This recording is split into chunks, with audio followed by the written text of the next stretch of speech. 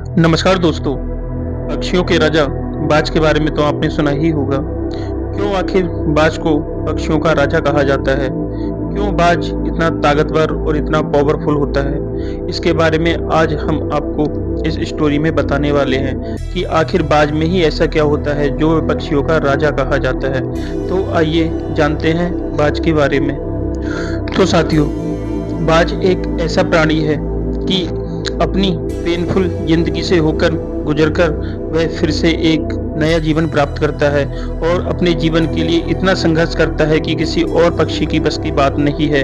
जब बाज के चोंच बड़ी हो जाती है और वह कुछ खाने में असमर्थ हो जाता है और वह शिकार करने में भी असमर्थ हो जाता है, तो उसकी चोंच बहुत ज़्यादा बढ़ जाती है। तो वह क्या करता है, वह अपनी चोंच को तोड़ देता है। वह सबसे ऊंचे पहाड़ों पर उड़कर जाता है और अपनी चोंच को पत्थर पर मार मार कर तोड़ देता है।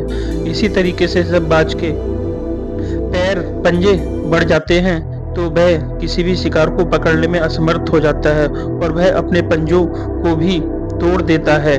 पंजों किसी भी प्राणी को चोंच और पंजों को तोड़ने में कितनी असमर्थता होगी यह तो आप जान ही सकते हैं। जब बाज की चोंच काफी बड़ी हो जाती है तो वह पत्थरों पर मार मार के अपनी चोंच को तोड़ देता है और वह घायल हो जाता है। और जब वह उड़ने में असमर्थ हो जाता है तो वह पहाड़ों पर सबसे ऊंची चोटी पर पहुंच जाता है और अपने पुराने परों को भी पत्थरों पर मार मार कर तोड़ देता है।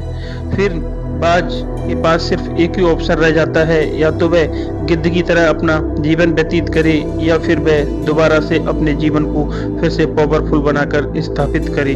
बाज अपने परों को खोलता है और सबसे ऊंची उड़ान भरता है पक्षियों में। इसीलिए बाज को पक्षियों का राजा कहा जाता है, क्योंकि बाज ही एक ऐसा पक्षी है जो अपनी लाइफ को दोबारा पुनर्जीवित करता है और अपनी लाइफ में अपने आप को बहुत ही ज़्यादा संघर्षशीलता से गुजारकर एक नया जीवन प्राप्त करता है।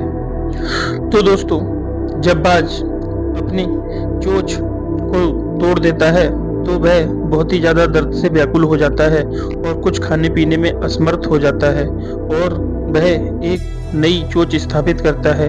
कुछ समय बाद उसकी चोंच जम आती है और वह दोबारा से नया जीवन प्राप्त कर लेता है। इसी तरीके से जब बाज अपने पंजों को भी तोड़ देता है और फिर उसके नए पंजे स्थापित हो जाते हैं और फिर वह पहले की तरह पुनः एक नया जीवन स्टार्ट करता है। बाज सबसे ऊंची चोटियों को ऊंचाइयों तक उड़ने में सक्षम होता है और वह अपने शिकार को किस तरीके से अटैक करता है। फिर बाज का एक नया जीवन शुरू होता है जो कि 150 दिनों का होता है। 150 दिन तक वह अपनी पूरी प्रक्रिया को बनाए रखता है और फिर वह पाता है एक नया जीवन और वह फिर से 20 साल के लिए तैयार हो जाता है। क्योंकि जब बाज बूढ़ा हो जाता है तो वह सबसे ऊंची चोटी पर्वतों पर पहुंच जाता है और वहां पर रहकर वह अपनी चोंच, पंख और पंजों को तोड़ देता है और फिर से नया जीवन प्राप्त करता है। फिर से बाज 20 साल के लिए नया जीवन प्राप्त करके एक जवान पक्षी बन जाता है और फिर से वह अपने जीवन को ऊंचाइयों तक ले जाता है और शिकार करने में सक्षम हो जाता है। और बाज बहुत ही चालाक और बहुत ही चतुर पक्षी होता है, इसीलिए बाज को पक्षियों का राजा कहा जाता है। दोस्तों, जब बाज शिकार करता है तो उसके सामने जंगल का कोई भी प्राणी नहीं टिक पाता, ना ही कोई शेर या चीता बाज के सामने टिक पाता है।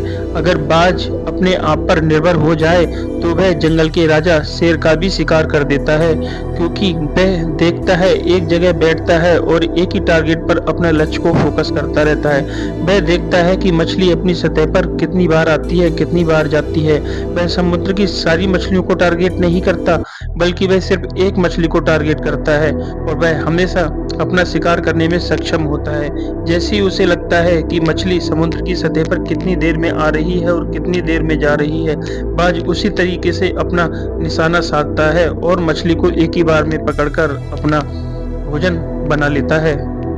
पक्षियों में बाज को इसीलिए पक्षियों का राजा कहा जाता है, क्योंकि बाज बहुत ही ताकतवर और बहुत ही शातिर और चालाक पक्षी होता है। यह अपनी ताकत से किसी भी जंगली जानवर का शिकार कर लेता है और यह सिर्फ एक ही चीज को टारगेट बनाता है। बाज उड़ने में बहुत ही ज़्यादा सक्षम होता है और वह बहुत ही ज़्यादा ऊंचाइयों तक उड़ता है। वह अपने बच्चे को सफल बनाने के लिए पहाड़ की चोटी की ऊंचाइयों पर ले जाता है और वहां से अपने बच्चे को नीचे गिरा देता है। जब उसका बच्चा नीचे गिरते हुए आता है तो वह अपने आप को खुद संभाल लेता है और फिर पुनः उड़कर ऊंचाइयों पर पहुंच जाता है। बाज का एक किस्म का अभ्यास बहुत ही ज़्यादा कठिन और बहुत ही ज़्यादा असमर्थ होता है, जब भी बाज पक्षियों का राजा कहा जाता है। तो दोस्तों, इस कहानी से हमें यह सीख मिलती है कि अगर बनना है तो बाज की तरह बनो, अपने टारगेट और अपने लक्ष्य पर फोकस करो और एक ही टारगेट के लेकर चलो। अगर आप अपनी लाइफ में बाज की तरह बनेंगे तो आप कभी भी अपने आप को दुर्बल नहीं पाएंगे और बाज की तरह हमेशा ऊंचाइयों को छुएंगे और हमेशा समाज में अपना मान प्रतिष्ठा और सम्मान बनाए रखेंगे। तो दोस्तों, अपने जीवन को, अपनी लाइफ को एक नया मोड़ दें और बाज की तरह अपनी दुनिया को बसाएं।